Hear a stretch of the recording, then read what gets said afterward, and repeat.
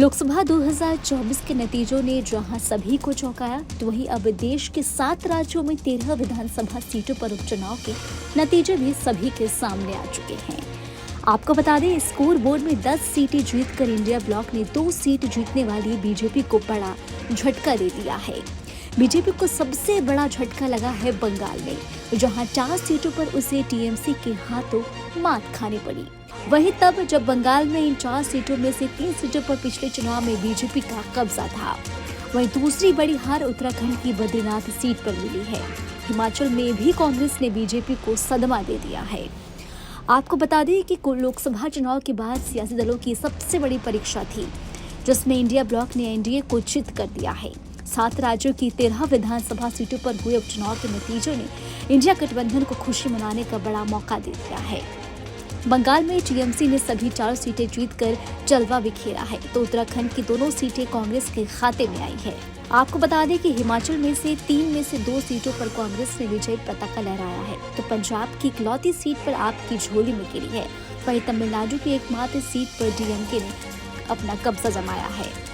वहीं उपचुनाव में इंडिया ब्लॉक की बल्ले बल्ले हुई है। हरीश रावत ने बद्रीनाथ में बीजेपी की हार को लेकर कहा कि ये ऊपर वाला और प्रकृति अतिवाद का दंड देती है। भगवान राम की धरती अयोध्या में इंडिया ब्लॉक की जीत बहुत महत्वपूर्ण है। अब इस पर बद्रीनाथ की जीत ने भी मुहर लगा दी है। बद्रीनाथ की जीत के साथ भगवान विष्णु ने कह दिया है, तथास्तु कांग्रेस, देखिएगा समय आएगा हम केदारनाथ से भी जीतेंगे। राहुल शिव भक्त हैं और केदारनाथ का आशीर्वाद उन्हें मिलेगा। अब बीजेपी का अतिवाद नहीं चलेगा। तो वहीं उधर हिमाचल में सुखविंदर सिंह सुक्खू ने कहा कि जनता ने धनबल को हराया है और जनबल की जीत हुई है। प्रदेश की जनता ने खरीद फरोख्त की राजनीति को नकार कर अपना वोट राज्य में राजनीतिक पारदर्शिता को बनाए रखने के लिए दिया है।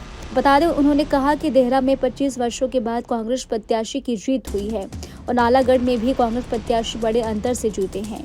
हिमाचल प्रदेश में अब कोई भी पार्टी आने वाले 50 साल में खरीद फरोख्त की राजनीति करने की हिम्मत नहीं जुटा पाएगी और प्रदेश में संदेश पूरे देश की राजनीति में जाएगा।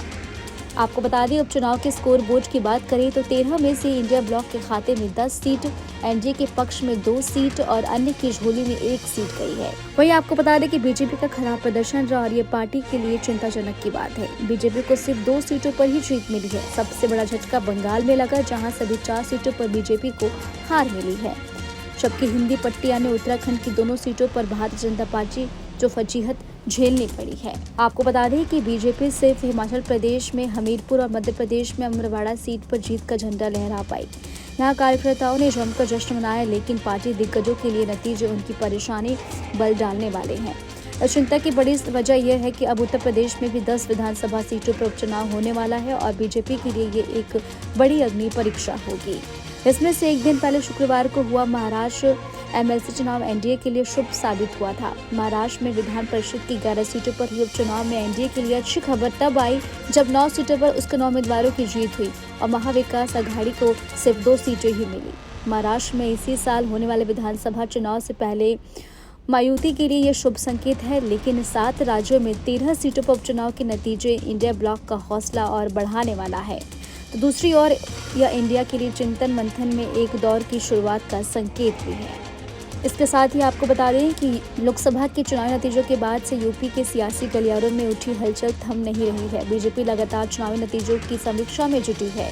जमीनी स्तर पर भी खराब प्रदर्शन की वजहों की पड़ताल कर रही है, लेकिन इन कोशिशों के बीच अब बीजेपी के ही कुछ नेताओं के तेवर तल्ख हो रहे हैं, जो यूपी में पार्टी के सामने नई चुनौती खड़ी कर रहे हैं। आपको हमारा वीडियो कैसा लगा हमें कमेंट बॉक्स में ज़रूर बताएं। देश दुनिया की तमाम और छोटी बड़ी खबरों के लिए अपने न्यूज़ स्टे चैनल को सब्सक्राइब करना बिल्कुल भी ना भूलें।